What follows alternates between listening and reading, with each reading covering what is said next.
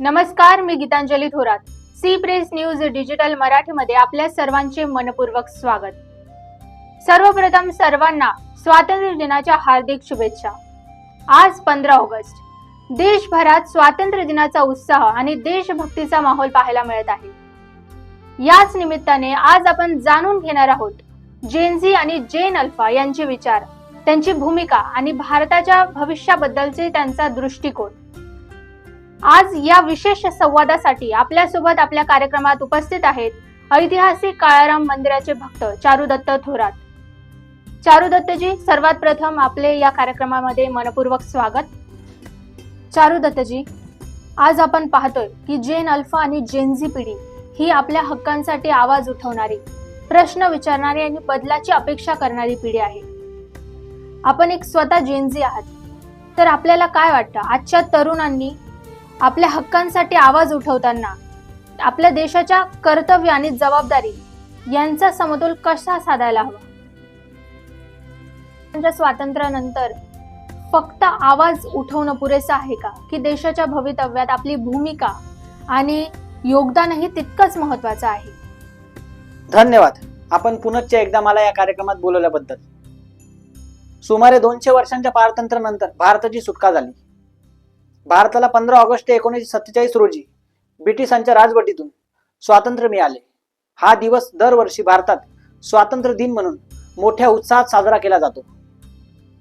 भारत स्वातंत्र्याचा दिवस हा घराघरामध्ये दिवाळी दसऱ्याप्रमाणे साजरा केला पाहिजे असं मला एक संत म्हणून वाटतं.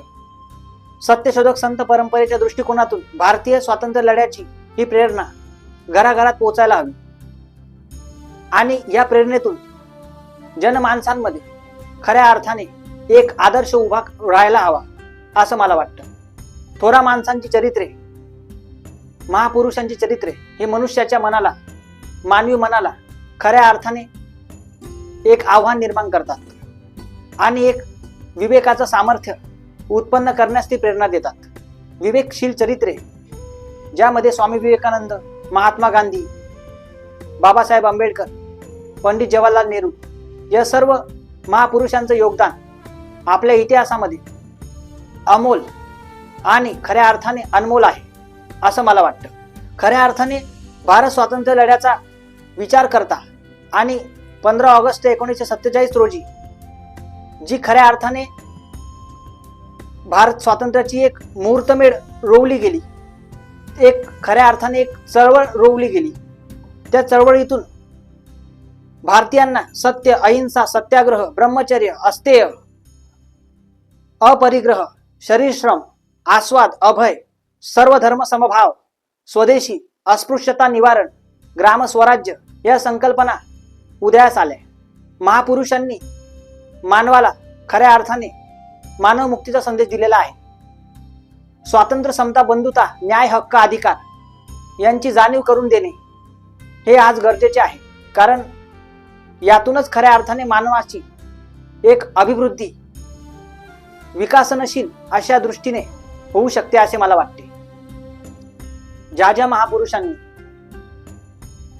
भारत स्वातंत्र्य लढ्याला प्रेरणा दिली, ज्या ज्या महापुरुषांनी भारत स्वातंत्र्य लढ्यासाठी बलिदान दिले, त्या सर्व महापुरुषांचं मी मनोभावे अभिवादन करतो. मला असं वाटतं की आजच्या काळात जेन झी आणि जेन अल्फा या पिढीकडे आपण एक प्रोटेस्ट करणारी पिढी म्हणून न पाहता तिला खऱ्या अर्थाने एक प्रश्न विचारणारी, एक आपल्या मानवी हक्कांसाठी एक आवाज उठवणारी पिढी म्हणून पाहायला पाहिजे.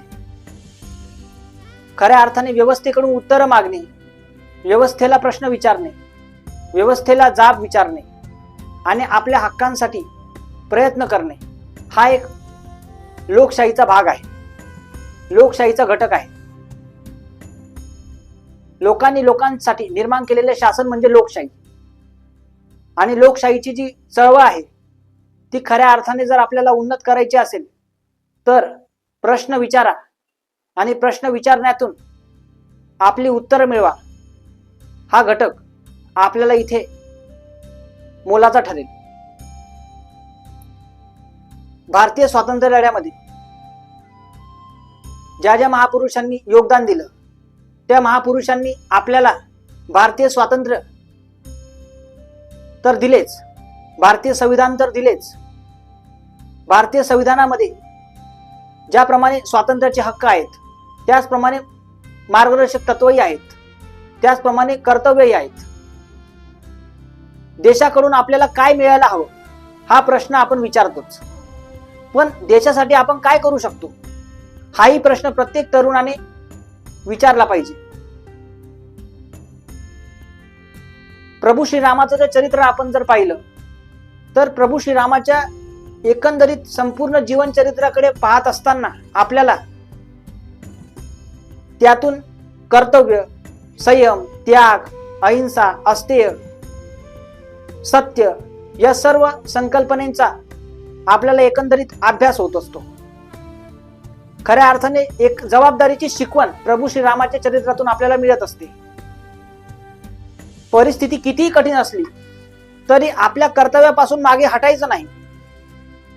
हा प्रभू श्रीरामांचा विचार, काळारामाचा विचार खऱ्या अर्थाने आजच्या तरुणांसाठी महत्वाचा आहे असे मला वाटते. मानवी हक्कांसाठी लढा देणे, मानवी स्वातंत्र्यासाठी लढा देणे आणि मानव मुक्तीची एक संकल्पना विकसित करणे हे आपल्याला महापुरुषांनी दिलेले एक खऱ्या अर्थाने सत्याग्रहाचे एक वलय आहे असे मला वाटते.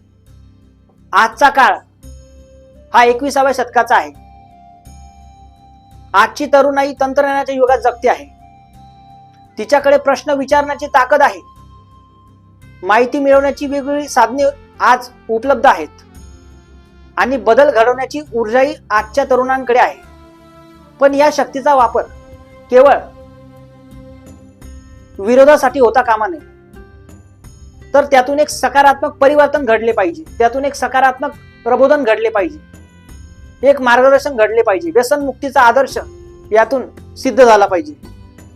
म्हणून माझ्या दृष्टीने खरी राष्ट्रभक्ती म्हणजे केवळ नाममात्र घोषणा देणं नाही, तर आपले हक्क, आपली कर्तव्य, आपले मानवाधिकार हे जाणून घेऊन आपली कर्तव्य पार पाडून देशाला पुढे नेण्यासाठी स्वतःचा वाटा उचलणे ही गरजेचे आहे. त्यामुळे हीच खरी राष्ट्रसेवा, हीच खरी राष्ट्रभक्ती आहे जी आपल्याला स्वामी विवेकानंदांनी शिकवली, जी आपल्याला महात्मा गांधींनी शिकवली, सर्व महापुरुषांनी आपल्याला शिकवली. अशा प्रकारची राष्ट्रभक्ती करणे हे खऱ्या अर्थाने गरजेचे आहे असं मला वाटतं. नजीकच्या काळातच आपण शारकळी मुलींचा एक व्हायरल झालेला व्हिडिओ पाहिला. त्या दोघींनी चक्क छत्रीचा माईक म्हणून वापर करत आपल्या परिसरात रिपोर्टिंग केलं. घरापासून शाळेपर्यंत जाताना त्यांना रोज ज्या समस्यांना सामोरं जावं लागतं, रस्त्यांची दुरावस्था, चिखल आणि इतर मूलभूत सुविधांचा अभाव, त्या समस्यांकडे त्यांनी ज्या पद्धतीने लक्ष वेधलं ते खरंच उल्लेखनीय आहे. यातून एक गोष्ट स्पष्ट होते की आजची मुलं केवळ समस्या पाहत नाहीत, तर त्या समस्यांवर प्रश्नही विचारू लागले आहेत. आणि कदाचित हीच नव्या पिढीच्या जागरूकतेची खऱ्या अर्थाने सुरुवात आहे. अर्थात 21वं शतक हे खऱ्या अर्थाने जेन झी आणि जेन अल्फा यांचं म्हणावं लागेल असं मला वाटतं. चारू दत्तजी, खूप खूप धन्यवाद. आजच्या या संवादातून आपण राष्ट्रभक्ती, जेन झी आणि जेन अल्फा याबद्दल एक महत्त्वाचा विषय आज आपल्या समोर आपण मांडला. स्वातंत्र्य दिनी प्रगत भारतासोबतच सजग आणि जबाबदार भारत घडवण्याचा संकल्प करूया. याच विचारासह आजच्या कार्यक्रमाची सांगता करूया एका देशभक्तीपर गीताने.